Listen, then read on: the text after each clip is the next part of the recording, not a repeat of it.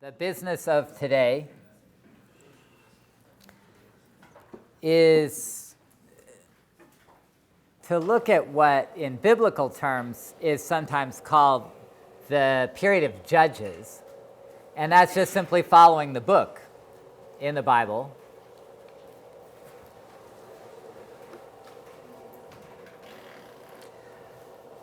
But a topic that I have defined simply as being an age when Israel exists in the land without kings. So a time without kings.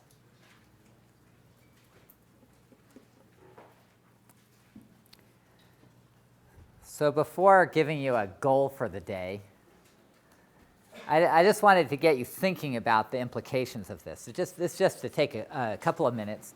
My goal, we'll see if I can pull it off, would be by about 2:35, maybe half an hour from now, to be working with two biblical texts. Right? These are the ones that I asked you to have read in advance from Judges 8 and Judges 9 about Gideon and or Abimelech. And so I'd like to have a good chunk of the class period today devoted to looking at these two texts together. So I'm going to try to move through my other business pretty quickly, which means not a lot of time to ask you the questions I want to now, which are, what are the advantages or disadvantages of having kings?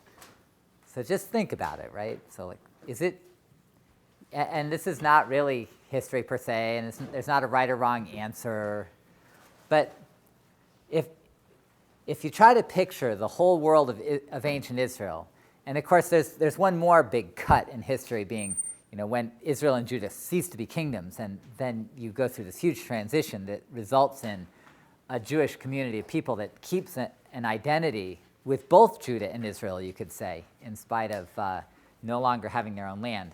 But that's really kind of a transition out of the course material that we will talk about. But the core of the course is ancient Israel as a people in the land. And so if you made one big cut, it would be before they had kings and after they had kings.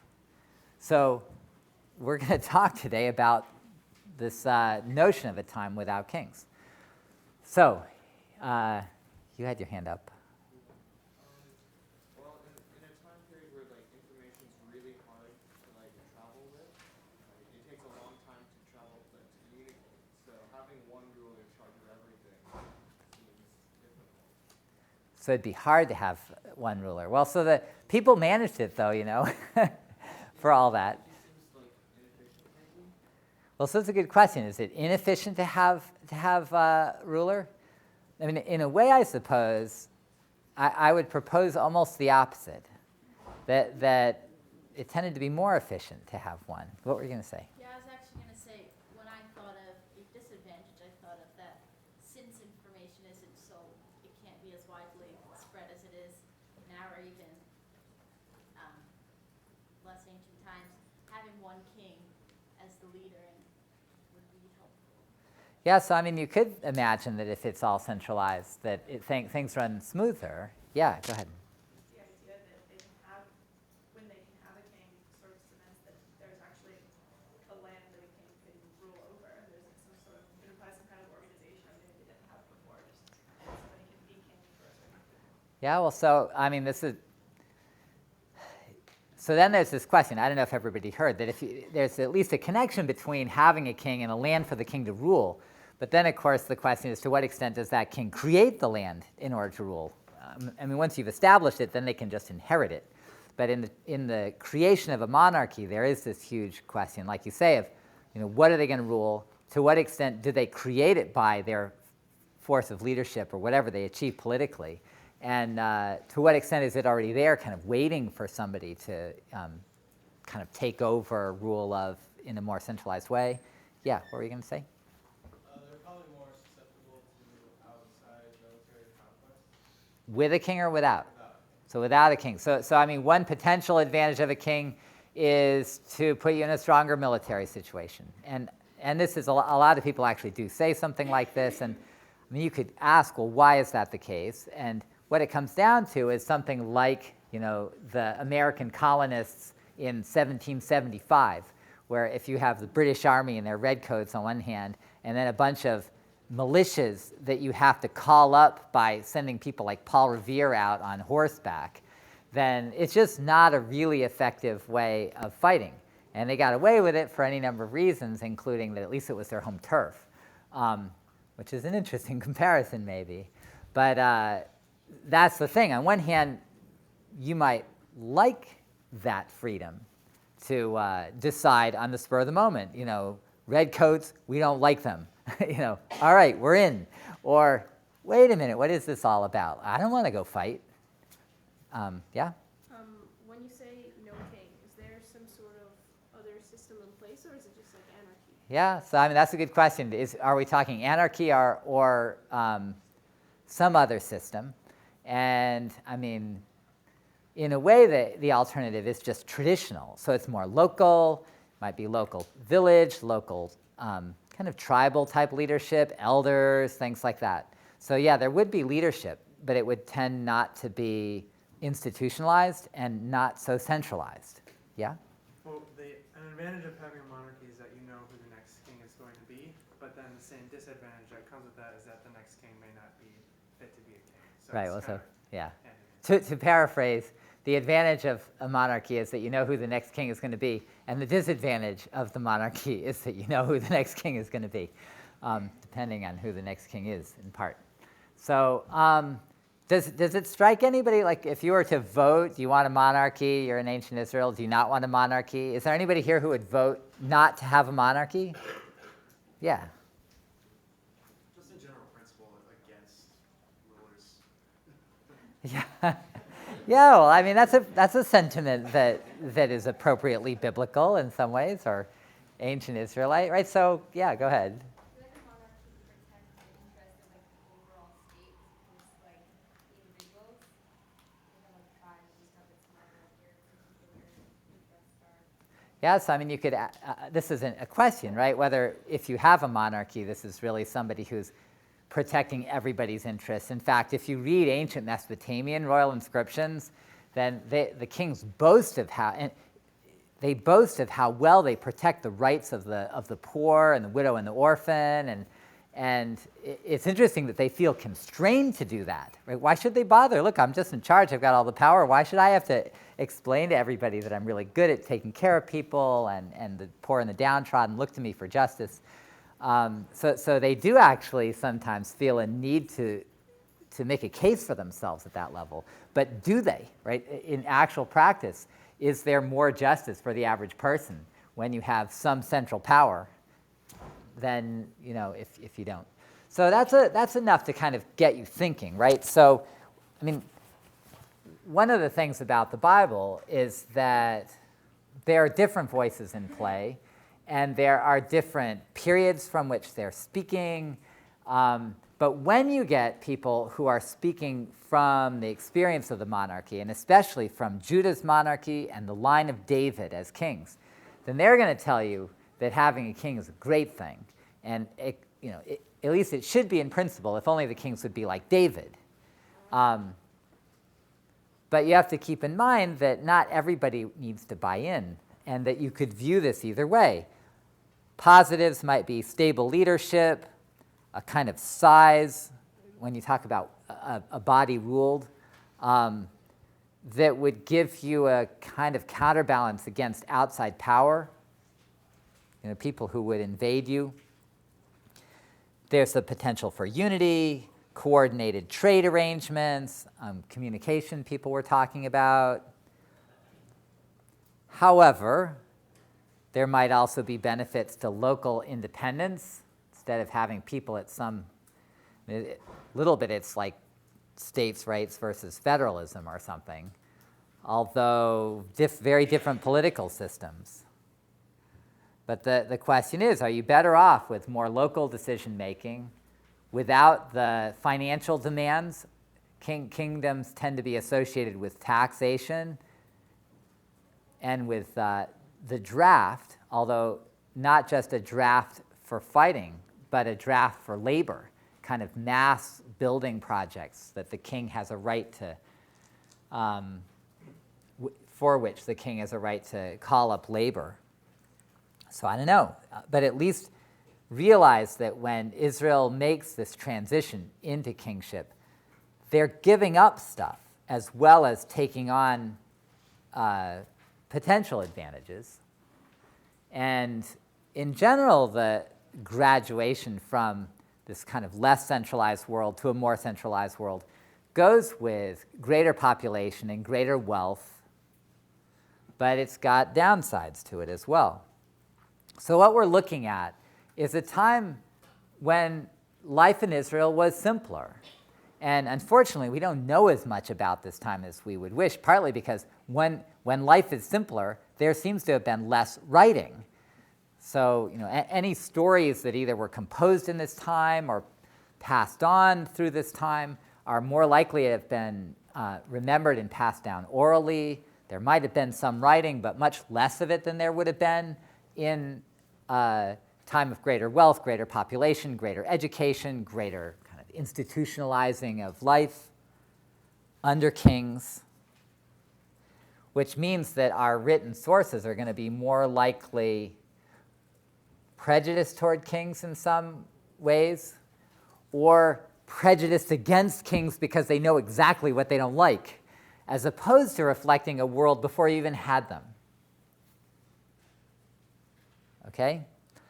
So my goal for today, choosing of all the things one could deal with, is to learn how the book of Judges, which is going to be our focus of what to work on together, to learn how the book of Judges can illuminate life before kings, when it was probably brought to its finished form during and after kings. Okay? To learn how the book of Judges can illuminate life before kings when it was probably brought to its finished form during and after kings. So before we get to the text, and I've got 15 minutes by my own rules to try to do this, I have a couple of things just to put out there. Really just two categories by way of backdrop. First of all, I want to observe that I think it is historically probable that there was a period when Israel existed without kings. And I've tried to approach all these questions critically, which means just carefully, with a kind of logical rigor. So I'm not simply taking for granted that this is the case. So I'll explain why in a second. And then my other general point will be just to ask what we can know about this time from a sort of neutral point of view. What are our potential sources? So to start with the notion that there was likely a time when Israel existed without kings. This is how I'd put that argument together. First of all, Meren Ptah. This is our one reference to Israel. And of course, it doesn't say who rules it or who rules any of the other peoples that Egypt is said to defeat. But it does describe Israel by this separate designation as a people instead of this sort of city, state, kingdom category. And also, it's just a one-time reference. There's not the sense that this Israel is a kind of long-standing enemy that lasts for a long time on Egypt's horizon.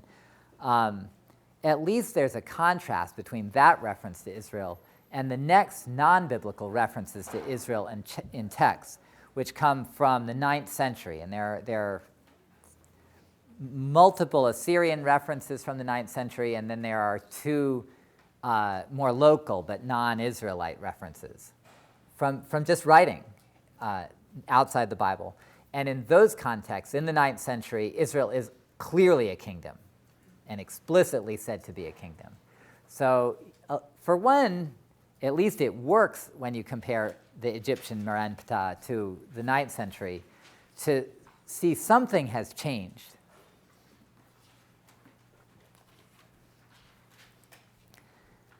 And then the other part of the argument I would make just from the Bible, our other source on this, And the thing I want to point out when looking at the Bible's account of kings is, first, I guess you start with the fact that the Bible says that Israel began without kings, and that in itself is a little odd. There are traditions from Mesopotamia that talk about kingship as being just somehow rule of humans, really going back to the beginning of time and being passed from one major center to another.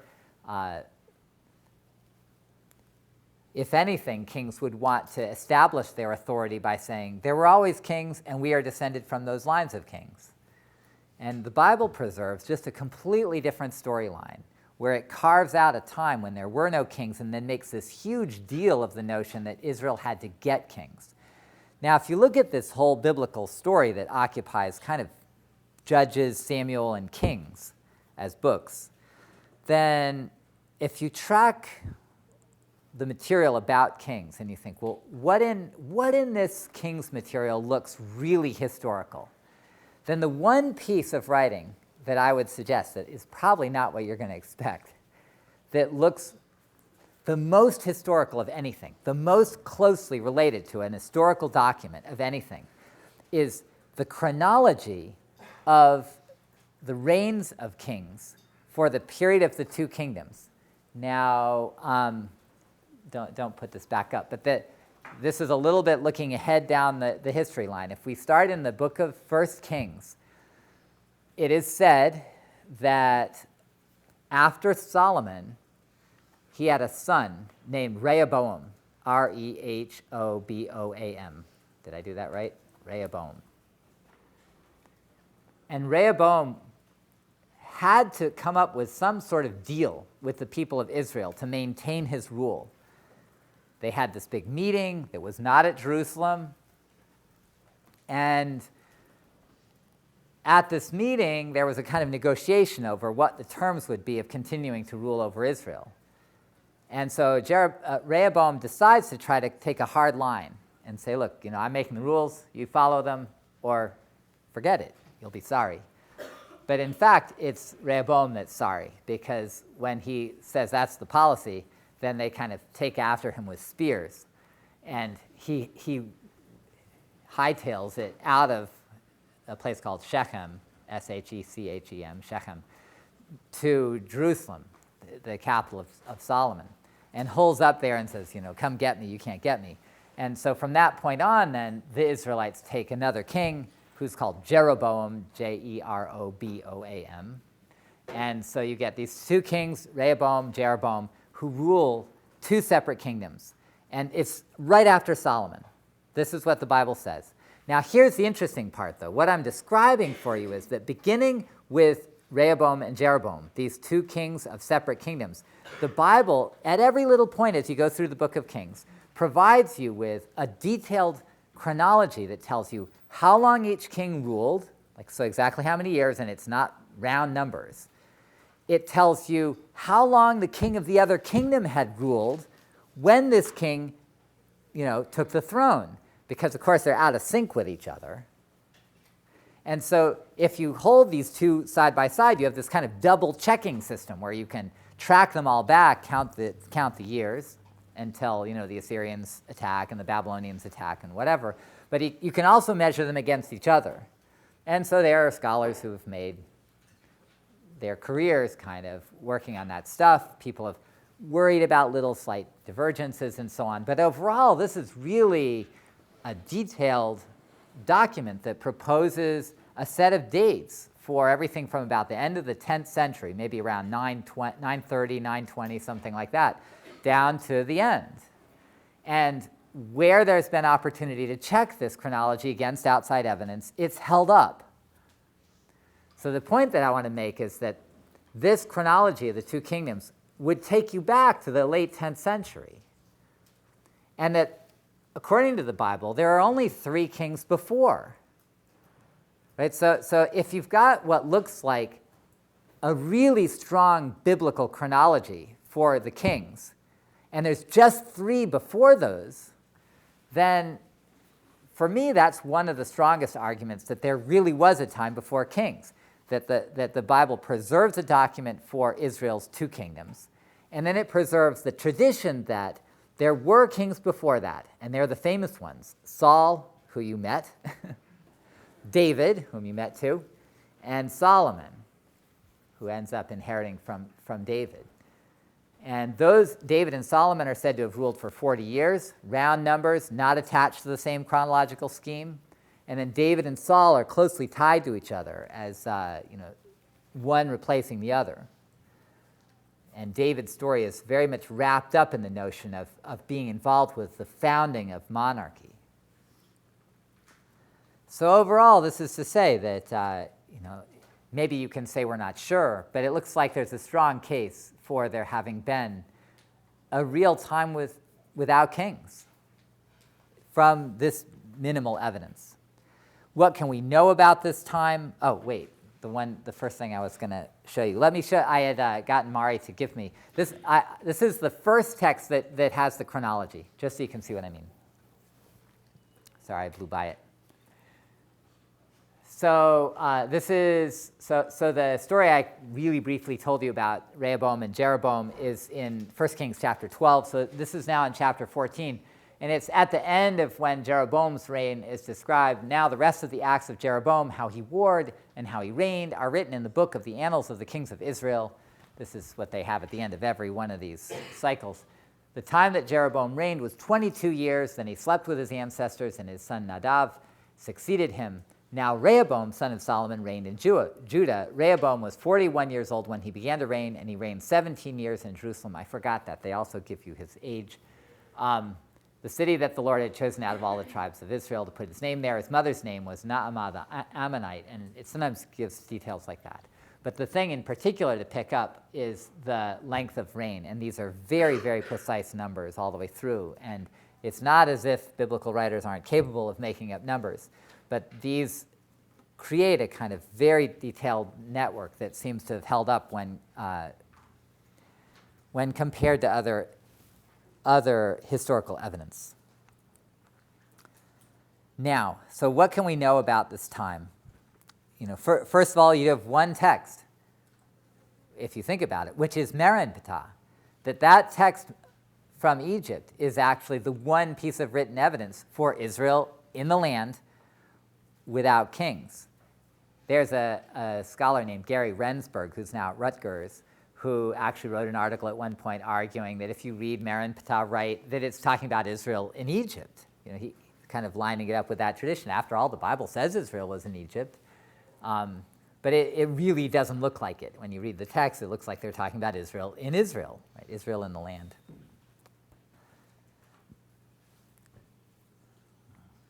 And then putting this slightly out of order, second source, the Bible. Now the thing about the Bible is that the text in the form that we have it is later than the time portrayed. It's not like Merenptah. It's a compilation of stories of uncertain age. And it's hard to tell, what elements of those stories come from the time or close to the time, and what are editorial voices, authorial voices from later. It's something to argue about. We're going to look at that today. But the interesting thing is that for all of this story that takes you from Joshua, Judges, Samuel, Kings, really the one place that talks about this period is the book of Judges. And it's only 21 chapters long. It's not a really long book. And so it's an intriguing book, especially because there's so little in the Bible about this time. Whereas if you tried to paint a kind of historical picture of ancient Israel, then you'd say, what, this is, I don't know, it could be half of Israel's history, or at least a third or more of Israel's history, and yet the Bible doesn't have a lot on it. So Judges becomes really important. Now, the one other thing, of course, that the other major resource that we're not going to talk about in detail today is archaeology.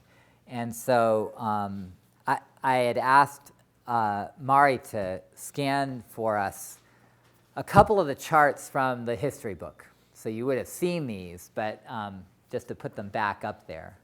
So first of all, this is a chart from the chapter that you were, let's see. That looks right. The pagination's different, I guess, in the version you're using. So this is from chapter 4, Joanne Hackett's article on the period of Judges, whatever she called it. And I don't know if you remember this chart, but it has two phases of Israelite settlement. And you can't really see the colors very well, but right here and then here would be shaded differently in the book version of this. And then these other areas, so this, and a little bit up there, and then here, now it's here, and this, and then up higher, it's bigger. That's given a different shading. And what she's trying to distinguish would be dense settlement and more sparse settlement, where the core of densely populated areas would be in this central hill country. In fact, you can't really read it, but this is this place called Shechem that is where the whole episode between Jeroboam and Rehoboam took place. Jerusalem's down here, right at the southern edge. And she says, well, early stages in 11th century. So say the left one might be 12th century and the right one would be 11th century. And this is just to reflect that archaeologists in excavation and doing surveys of settlements by just going around picking up pottery, I think I might have talked about that at some point, have discovered and measured to some pretty good extent an increase in population in the early part of the Iron Age, so sometime after 1200. And I keep talking about this because I said Merenptah comes from before that, and already you have Israel out there. But this is part of our evidence for early Israel. So the whole Merenptah thing isn't to say this isn't legit. It's to say this is part of early Israel. It's not the first Israel, but this is a key part of early Israel. Now the other chart. Thanks. So this is now from Steger's article. And what I want you to see is the regions. So he has Judah, which would be kind of the region south of Jerusalem. Benjamin's the region just north of Jerusalem. And then Ephraim is the region just north of that as you go up the hills. And then Manasseh takes you a little farther north of that. And then Gilead would be a part of what the Bible describes as Israel, but that's now modern Jordan. And then he has Jordan Valley. So there's this very, very deep rift valley between what's now modern Jordan and Israel. And then he goes down into these regions that are now more Jordan, not part of Israel itself, but that have also been surveyed. And just, so he says, late bronze, Benjamin, Iron 1. So he's taking, this doesn't seem right somehow, the sort of 0, 0 for those. But I think partly they're excluding a few large cities that have been there all along. And so, but you see that for Iron 1, that's the beginning. It's 18 and 52. Iron 2, which is kind of from the kings on, you have 68 and 180. And then in this area of 4 going to 102. And then it supposedly goes down. I don't know exactly what that's supposed to mean. But overall, you see this trend of a lot more settlement at the beginning of the Iron Age. And that's the thing just to see, right, that they're, whatever you're going to do to explain all this from place to place, that this is a real part of the growth of early Israel, that aside from what happened to the big towns and cities, that there are all of these new villages, and they're in the high country in particular. And somehow this is part of what's going on in the early growth of Israel, and the growth of Israel without kings. So that you get all these people dispersed in little towns, little villages, a lot of them pretty new. They're probably governed pretty locally, too. There's no archaeological evidence to suggest a big central government. And this is then the last part of that evidence. Now, so all of that said, and watching my clock, moving to Judges. Now, before we get the couple of texts, just to say a couple of things about Judges. The book is 21 chapters long. Chapter 1 and the last 4 chapters, or is it 5? 17 to 21, 5 chapters. appear to be add-ons, which doesn't mean that they don't contain useful historical information or useful, interesting stories or however you want to read them. But they are separate from the core scheme of the book, which is built around the notion that Israel, during its life without kings, was governed by judges. And I, again, have a passage at the beginning of this section. This is in Judges chapter 2, right? So I'm saying Judges 2 to 16 is this.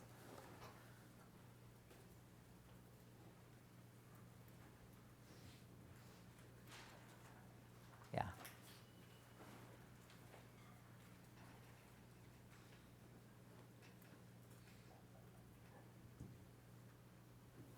It's coming up even as you see it.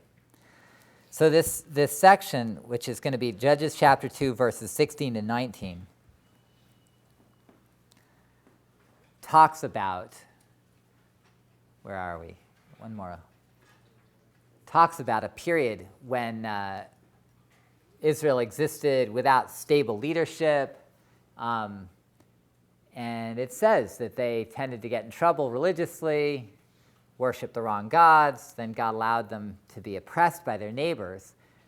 And then when they were suffering, it says, then the Lord raised up judges who delivered them out of the power of those who plundered them, yet they did not listen even to their judges, for they lusted after other gods and bowed down to them. They soon turned aside from the way in which their ancestors had walked, who had obeyed the commandments of the Lord.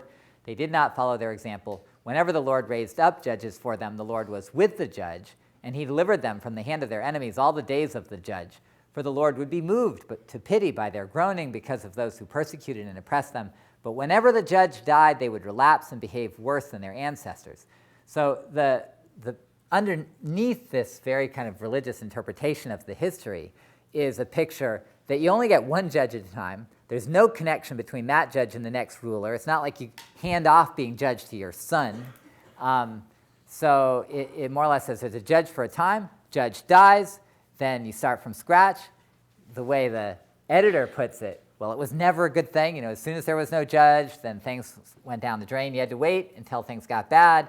People cry out for help. God provides another leader. But it's completely decentralized. It's ad hoc. And the Bible then presents a bunch of stories of heroes from time gone by, kind of organized under this heading of judges. And I'll give you the names, but I'm not going to stop and write them all down and spell them. Ehud, Deborah, Gideon, Abimelech or Avimelech, Jephthah, and Samson. So what we're going to do with the rest of our time now is to take two of these figures, Gideon and Abimelech, and look at the texts that are devoted to them. And I've chosen out of those texts, I'm going to start in each case with the parts of their stories that truly stand alone, stand independently, and perhaps best give us a view of a life in a time without kings. And so I want to try to mine these texts. Is this going to work? So in the back there, can you read these at all? I mean, because we could probably blow it up a little bit. Zoom a little. Okay, better? All right, thanks. So we're going to start with Gideon. These are the two texts that I asked you to read. We're starting with the last part of the Gideon story. It's the very last thing. Gideon he's got this whole history. He's met by an angel, and a little prophet talks to him, and he has this great episode where God tells him he's going to use him to defeat all his enemies, and Gideon doesn't believe God, so he decides to stick a fleece out. You ever heard of that? And the question is, if the fleece is, I always forget how this goes. Right, so if the fleece is wet, then that is a bad sign. If the fleece is dry, oh well. I don't remember how the story goes anymore. But of course, God has to make sure the fleece comes out wet or dry so that, it'll prove that it's really God who's going to do this. But all that's just background. What it really comes down to is that they're having trouble with the Midianites. people called Midianites. And that's, Midian, you can see it written here in various places. And so through chapters 7 and 8, you have an account of this conflict with the Midianites with multiple episodes. But I'm starting with the last one, which is portrayed as kind of an afterthought almost, as, after they win their great victory, then Gideon is off chasing these people. But what I'm suggesting is that, for now, at least, let's read this story just on its own. Don't assume you know anything that happened before. You don't assume you know who Gideon is or that he had a fleece problem with God or anything like that. Just here he is, called Gideon, and this is what happens. And it starts with verse 4. It's top of the page, but it's really where the story begins. Verse 3 is still dealing with something else connected with the previous episode. So the story as such really goes to verse 21. I mean, at verse 22, it says, the men of Israel said to Gideon, rule over us, you, your son, your grandson as well. I mean, already this is now a kind of larger vision. I mean, it's a question of when will Israel first have kings? And it suggests that they could have had them under Gideon. He refuses. What a good guy. But the story itself goes up to verse 21. So 4 to 21. Short version, Gideon came to the Jordan and crossed it. The 300 men with him were famished but still in pursuit. He said to the people of Sukkot, please give some loaves of bread to the men following me, for I'm pursuing Zebach and Zalmunna, the kings of Midian. But the people there said, forget it. Why should we give you anything? So Gideon is a little mad and says, when the Lord delivers Zebach and Zalmunna into my hands, I'll thresh your bodies upon desert thorns and briars. So he figures he'll try another place, this place called Penuel. And so he gets the same answer. And again, he kind of threatens them. So then the next thing you know, there they are at Karkor with their army. And so he defeats them, and he captures the kings. But then, verse 13, on his way back, he captures a boy, it says, from among the people of Sukkot and interrogated him. And the latter drew up for him a list of the officials and elders of Sukkot, 77 in number. And you think, well, why would he want a list? It's probably not a good sign, right? And so sure enough, he takes the elders of the city and bringing desert thorns and briars, he punished the people of Sukkot with them. And then as for Penuel, he tore down its tower and killed the townspeople. Okay, so the basic scheme, he asks them for help, 2 different towns, they don't give it. He defeats his enemy anyway. Then he comes back to the 2 towns and punishes them. And then only in verse 18 you get back to the Midianite kings again. Remember it said he took the 2 kings, so he says, he asked Zebach and Zalmunna, those men you killed at Tabor, what were they like? They looked just like you, they replied, like sons of a king. They something, yeah, we're just, yeah, okay. They were my brothers, he declared, the sons of my mother. As the Lord lives, if you had spared them, I would not kill you. And he commanded his oldest son, Yeter, go kill them. But the boy did not draw his sword, for he was timid, being still a boy. I mean, you want to kill these big guys? Even though they're all tied up. And Zebach and Zalmunna said, come, you slay us, for strength comes with manhood. So Gideon didn't have any problem with that, and that's it for them. Okay, so, and the story is over. Like it? A little bloodthirsty. But here you go. One snapshot of life without kings, right? Gideon at war. And so rather than just say, what do you learn, which is really what I'm after, I've got some specific questions. All right? Number 1. Who or what is Gideon? Who or what is Gideon? I know, it's a little distracting.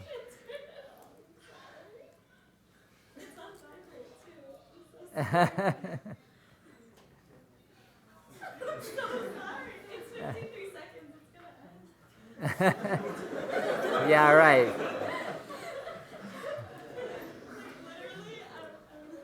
You're absolutely helpless. All right.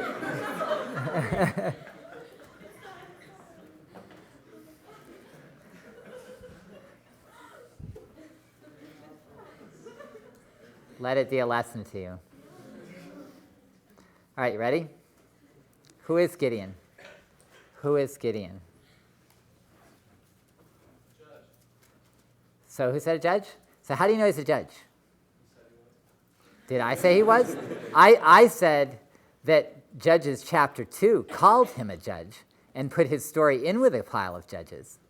But if we're only reading this story, does it call him a judge? No. Does he do any judging? No. Not really. No, but that's good. I mean, don't take this badly, right? This is actually an important thing to pick up, right? So right off when I say, who is Gideon? If you read the book of Judges as a whole, the first thing you'd want to say is he's a judge, whatever exactly that is. But if you just read the story, you think, I don't know, he's whatever he's doing. But yeah, go ahead and back. Like a military leader? So at least he's some kind of military leader. Yeah, we're going to say something similar, or? Yeah. Yeah? He himself is a strong warrior? He himself is a Strong warrior? a strong warrior. No, that's interesting. Yeah, so sort of personally, that's right. So I mean, so whatever his leadership is based on, it's based on leadership in the field, right? You don't just send people out. Yeah. Like charismatic leadership? So charismatic in the sense, and probably almost a technical sense. I mean, it's based on his force of character, his ability to attract people to follow him. What other hint? Is there any other? Go ahead. Oh, I was just wondering, like, isn't the word judge just a strange word that talk about, like, chieftain? Yeah, and in the JPS translation you have the word, it's shofet is the word, and it's translated chieftain. There's a question of exactly how to take that, whether it's more associated with leadership per se or judging per se. And for one, it probably combines the two. There's not a cut and dried answer to the question. The term isn't used here, the verb isn't used here. It isn't something you can kind of apply to all leadership in a blanket sort of way. There's no sense that the category is intrinsically part of the story. What other detail in this text could you connect to this notion of, say, charismatic leadership? That he... Yeah, go ahead. Well, he reminds me of David and like his potential of becoming king. So actually, this is a really good comparison if you had a particular text in mind, which you may not. But David when in the David story? So before he's king. So in fact, you kind of read this stuff. It's back in 1 Samuel. It's even stuff that was close to the Jonathan narrative if you read it. There was a place that's like right after the Jonathan section that you had to read where it says that David had gathered in the desert a bunch of people, men in particular, I think, around him who were disaffected or in debt or had left their homes or whatever. And it says, I think the number was 400, something like that. He's got 400 people. It's like 1 Samuel 21 or 22 at the beginning of one of those chapters, 22 maybe. So you can check it out. And that picture is a lot like this. And so that's what I'm after, actually, is the 300 men. Like, these are not like it's Gideon and the tribe of X or Gideon and the Israelites. It's Gideon and 300 men, and there's no way to tell who they are, but it sounds like David, right? It's a bunch of people that he has around him because he is a leader, right? He's a warrior. He's got this group that fights with him. And that's the kind of picture you get. The David comparison is right on. All right, next question was going to be, although maybe I've sort of answered it, who are the 300? Sounds like a movie. They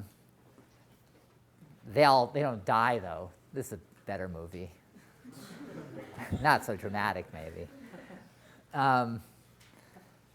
But they're his personal followers, right? They're not identified by Israel, not identified by tribe, right? So this is part of a package, that Gideon being this kind of leader and Gideon having these followers. So then here's my next question. How do Penuel and Sukkot, these two towns, relate to Gideon? How do Penuel and Sukkot relate to him? And I don't mean just like badly, oppositionally. Yeah.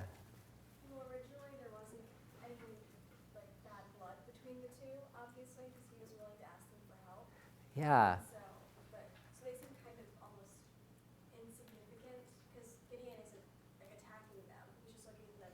Right. So right off, okay, so first information at least to put out there is that when he's fighting Midian, who seem to be clearly his enemies, that when he comes near these two towns, he expects them to help, or at least is willing to ask them for help. And he doesn't treat them as if they were enemies also. What else? Can you take this another step further? Yeah? They want him to prove himself before they'll help. Okay, so that's an interesting observation. They want him to prove himself before they will help, or at least they're not going to help when he hasn't proven that he can defeat this enemy that he's after anyway. So what does that tell you about their relationship with him? So you've noticed that as a detail, but how does that help define his relationship to them and what kind of entity this is? I mean, for one, I'm asking, does Gideon rule them? You'd say no. So if he doesn't rule them, then what is his right to expect help from them?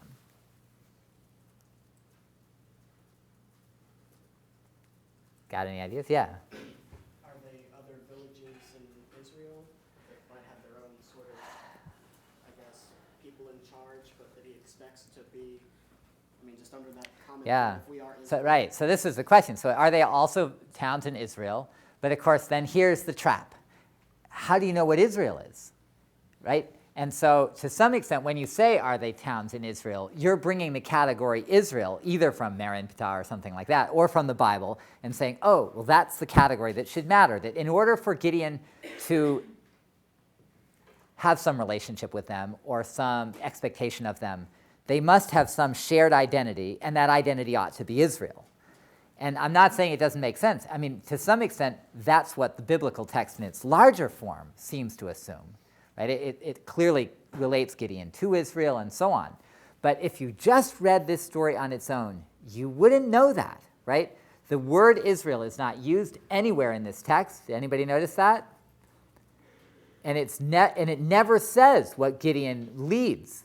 All you know he leads are these 300 men.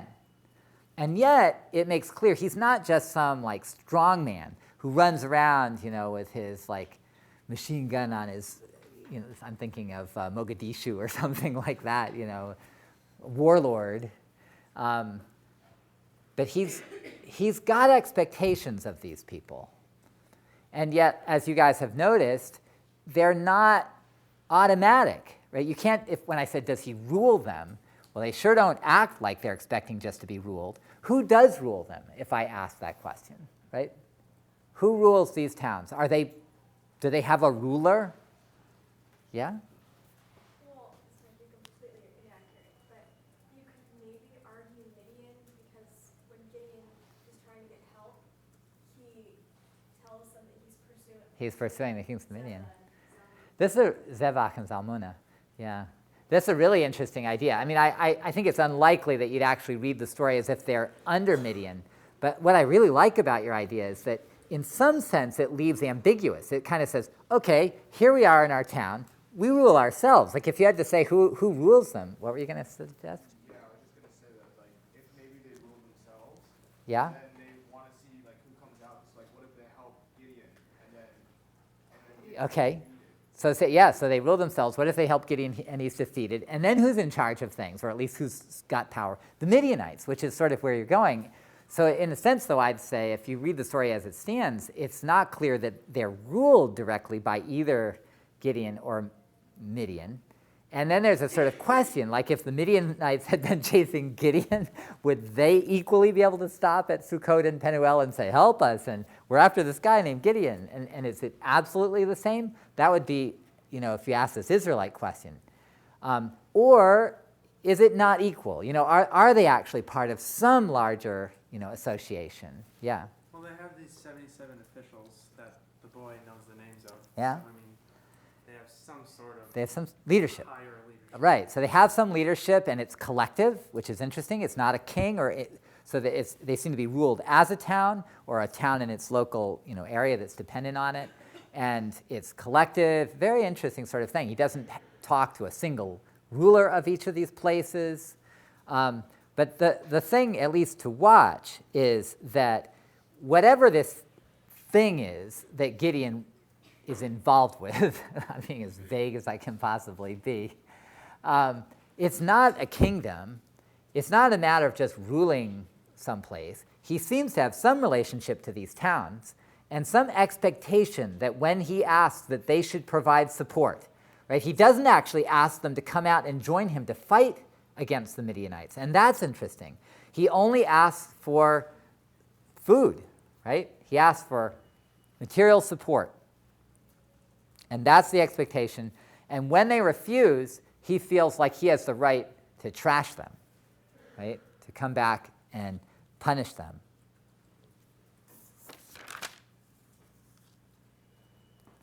There's no reference to Israel. There's no reference to the tribes or any of the groups that are called tribes.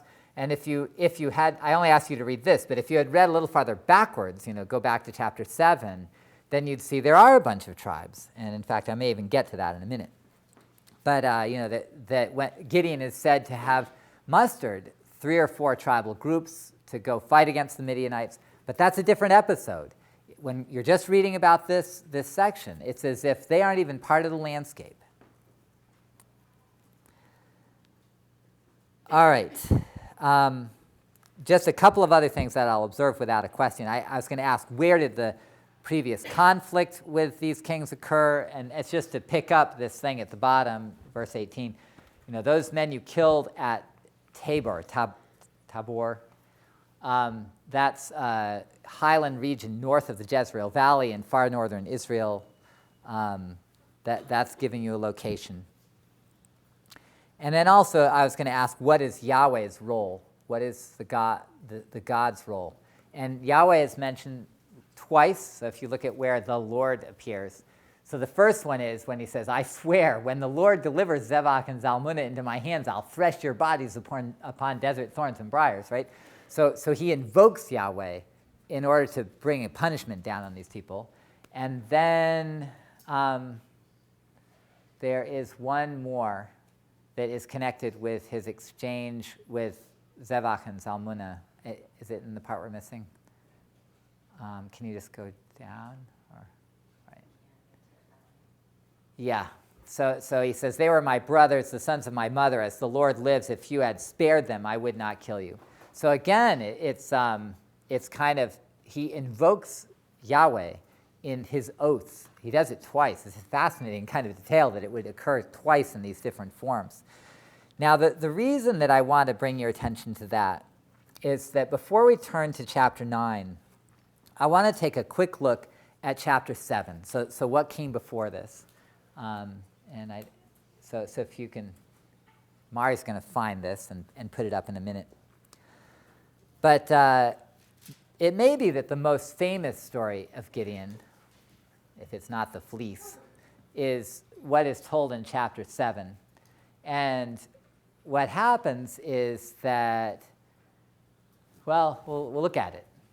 So it says, Jerubbaal, that is Gideon. That's a whole complicated story of why it has to do that. And all the troops that were with him rose early and encamped beside the spring of Harod. And the camp of Midian was north of them, below the hill of Moreh in the valley. This would be in the Jezreel Valley, which would be south of Tabor, which was the site in the other chapter. The Lord said to Gideon, the troops with you are too many for me to give the Midianites into their hand. Israel would only take the credit away from me, saying, my own hand has delivered me. I mean, so here he is. He's got all the troops of Israel there. And God doesn't want them. So he says, proclaim this in the hearing of the troops. Whoever is fearful and trembling, let him return home. So Gideon sifted them out. 22,000 returned. So he's, okay, now we're down to 10,000. How does God like having 10,000 people fight? No, the Lord says, the troops are still too many. Take them down to the water. This is really a great way to decide who's who, right? I will sift them out for you there. When I say this one shall go with you, he shall go with you. And when I say this one shall not go with you, he shall not go. So he brought the troops down to the water, and the Lord said to Gideon, all those who lap the water with their tongues, as a dog laps, you shall put to one side. All those who kneel down to drink, putting their hands to their mouths, you shall put to the other side. The number of those that lapped was 300. Like, what's wrong with using your hands? Nope, got to put your face right in the water. Out of all those 10,000 people, You only get 300 who end up lapping water like dogs. And that's the basis for having the 300. That should be a number that looks familiar, right? So what happens from here is that God says, look, you don't need to fight the Midianites. Let me do that. I'm God, right? I can take care of it. So instead, they just put lanterns in jars or whatever, torches or something like that. And then, they break the jars and they yell really loud and the Midianites get really scared and they all start killing each other in the dark. And lo and behold, they defeat the Midianites without ever having to lift a sword. So, this is where it comes. Verse 19, right? So he has them divided into 3 groups of 100 or whatever, and they blow the trumpets, they broke the jars. Got to know that the left hand for the torches and the right hand for the trumpets. I don't know why. They cry a sword for the Lord and for Gideon. Every man stood in his place, and they all run around, and the men in the camp, take for the hills, head for the hills. So that's it. The Lord set every man's sword against his fellow and against all the army. The army fled, and they're defeated. So this is the thing I want to propose to you. And I just want to put it out there and then move to the other story in chapter 9. You heard me do this a little bit with the text we used in the previous class, where I suggested that overall, we're dealing with a kind of archive, a la Van der Toorn, a compilation of texts. We have all these stories kind of combined. And so if you're trying to get as close as possible to the time portrayed, then you're more likely to find details that are not influenced by the ideas of later writers if you sometimes look at stories individually and not look at the kind of systems that they're put in. And so one of the things in the book of Judges as a whole, by saying chapter 2 to 16 says all these characters whom I named are judges. But I'm saying read chapter 8 all by itself. It's not clear Gideon in that story is a judge.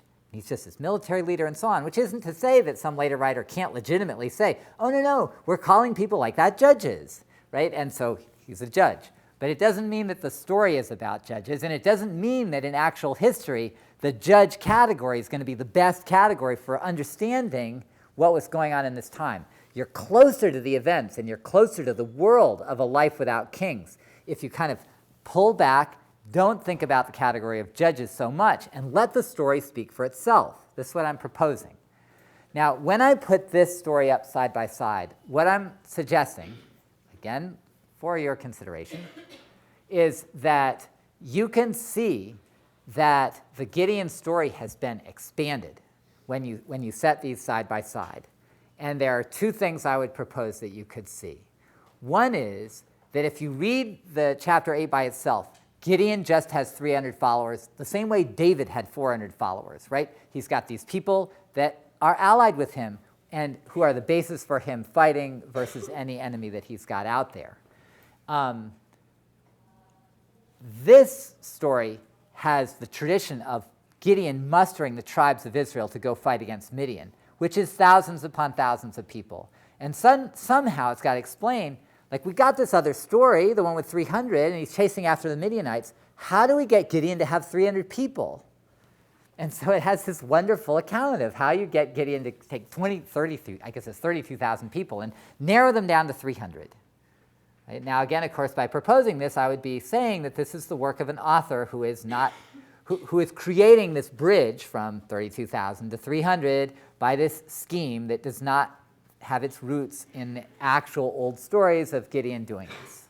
That you can see a writer creating this bridge. That's what I'm proposing, that I know for some of you might prefer not to buy into.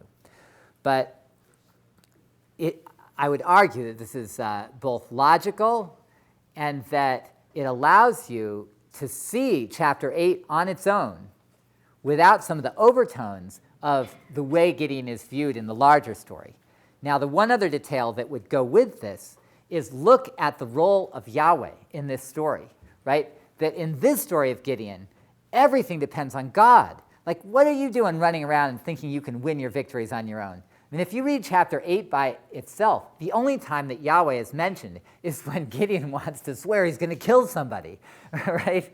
You know, as Yahweh lives, you know, I'm going to get you, right? He doesn't expect Yahweh to do anything for him other than, you know, I mean, yeah, he's my God, but in terms of the way the story's told, he fights his own battles, he wins on his own merits, and when he decides he gets mad at the people who, you know, opposed him or failed to support him, he's going to go after them. He didn't wait for God to give him instructions.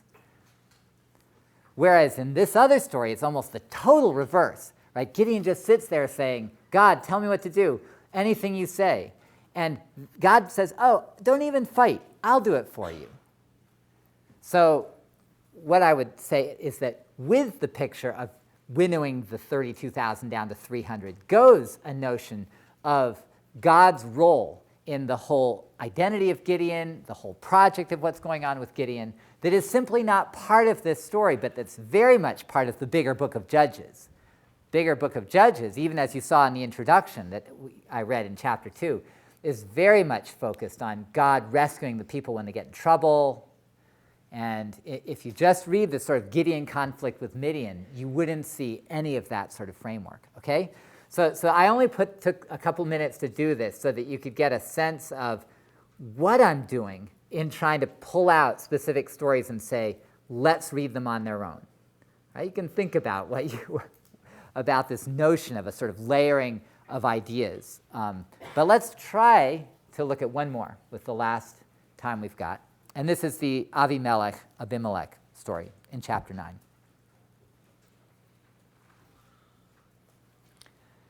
Now, I only want to start on the next page. So the thing about this story, there's a whole long kind of bridge that connects Gideon with Abimelech. But once you get through this kind of bridge that sort of relates the two, you have the core story of this guy, and it starts about in verse 25, 26, something like that.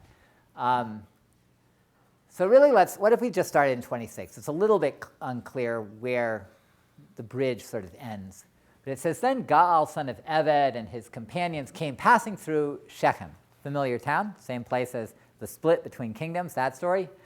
And the citizens of Shechem gave him their confidence. They went out into the fields, gathered and trod out the vintage of their vineyards, made a festival, entered the temple of their God, they ate and drank, and they reviled Abimelech. Gaal said, who is Abimelech, and who are we, Shechemites, even though he's not from there, if you didn't notice, that we should serve him? And then there's this line, the same son of Jerubbaal, you have to think, well, who's that? And his lieutenant Zebul once served the men of Hamor, the father of Shechem. Why should we serve him? Long story. Oh, if only the people were under my command, I would get rid of Abimelech. One would challenge Abimelech, fill up your ranks and come out here. So then he's got this governor who hears about it, sends the news to Abimelech, saying there's this guy Gaal, he's taken over this town. So, set out at night with the forces you have with you, conceal yourself in the fields, all right? And so he does it. And so the army comes, Gaal tries to, figure out what to do. Short story, Abimelech wins. It's kind of a nasty picture because when you get up to here, he finally attacks. This is in the 40s here. He takes the army, divides it into 3 columns. That looks familiar, actually. Lay in ambush in the fields. He saw the people coming out of the city, pounced on them, struck them down. So then a bunch of people take refuge in this tower of Shechem. And so they go into, it says, the tunnel of the temple of El Berit. Nobody knows exactly for sure what the architecture is. But he says, here I am, what are you going to do about it? So they burn down the temple, or they burn down this tower, whatever it is. And it says, all the people of the tower of Shechem perished, about 1,000 men and women. And then finally at the end it says he goes to this other place called Thebez, and he camps against it, and they also have a tower. And so he's out there sort of trying to lay siege to it. And a woman drops a millstone on his head, which takes care of the Abimelech problem. So, okay, got a couple minutes left. My questions. If I ask you the same question as for Gideon, who's this guy? Who is Abimelech? What can you tell me? Who is he? Okay, give it a try. But he seems to work under this governor who kind of calls on him. So maybe he's like, Careful, it's the other way around, I think. Right? The guy Zavul is the governor for Abimelech. All right? So this is... So this guy is Zavul, the governor of the city. So he works for Abimelech. And where does it say? Well, I mean, part of what's confusing is it says this son of Jerubbaal, that is Abimelech, and his lieutenant, Zavul, that's part of it. And then down here, this guy, Zavul, sent messages to Abimelech to say, Gaal, son of Ebed, and his companions have come to Shechem, and they are inciting the city against you, right? So the overall, so that's right to pick this up. But if there's a layering here, it goes the other way. Abimelech's on top, Zavul's underneath. And Zavul's the one who kind of is at the actual city and is accountable to report to his boss, Abimelech. Can you tell me anything else, anybody? So, watching the clock, I'll just observe a couple of other things. He rules over this city, Shechem, but he's not there, right? He's not based there. It's not his capital. He has a governor there. Then I could ask, who is Gaal? He's some kind of outside competitor. He's also not from the city. So you've got the city that's being competed for by these two figures, right? So two outsiders. The question is, who's going to rule this place? So then this was going to be my last question, and instead of just taking the time, I'll put the question out there and then run through my own observations. I was going to ask you, what similarities do you see with Judges 8? Because in a funny way, like the way the book of Judges is laid out now, you would never connect Gideon and Abimelech except to say that Abimelech is portrayed as Gideon's son, which is what the finished text does. But Abimelech is a bad guy, right? And he's some kind of jerk. He thinks he can rule everything, and he gets killed in the end. And Gideon's a good guy, at least in that he's one of the judges. He's one of the people God provided to save his people. There's this wonderful exchange with God where he does everything he says, and they beat the Midianites with 300 people. Gideon's a good guy. But if you look at the stories carefully side by side, it's amazing how alike they are and how alike the political landscape is. And maybe you could start to see it as you saw the text, right? Like even notice that in both cases, the issue is loyalty of towns to an outside strongman. Right? So you have Penuel and Sukkot in the Gideon story, and Gideon comes rolling along saying, okay, give me what I demand. And no, we don't believe you're going to win. And this Shechem story, Abimelech finds out that they're actually giving their loyalty to somebody else. And in both cases, the strongman comes along and attacks them when they don't cooperate. In both cases, the strongman has a personal force that's not defined by a city or a tribe. If you looked at this Abimelech story, what's his army? He just got some people, his own force, just like Gideon. There's no reference to Israel. This entire battle that involves Abimelech and Shechem and Gaal, it doesn't involve Israel. Doesn't involve tribes. And interestingly, in this case, there's no reference to Yahweh or God. except for as the temple of El Berit, and there's a whole sort of question about what that has to mean. But it all plays out just on kind of human level, human power struggles. And in some ways, both stories are about that. You could ask then, why is Abimelech, who's finally a bad guy, why is his story in the Bible? And Gideon gets to be a judge. And in a way, I guess, the thing that's interesting to see is that Abimelech's focus of attack is Shechem, a major city in Israel, whereas Gideon's target is Midian, which is clearly a group of people outside of Israel. So at least my impression is that the sort of baseline is that, that one of them fights an outsider, and the other one is tied up with a city that comes to be identified strongly with Israel. And so it's natural then that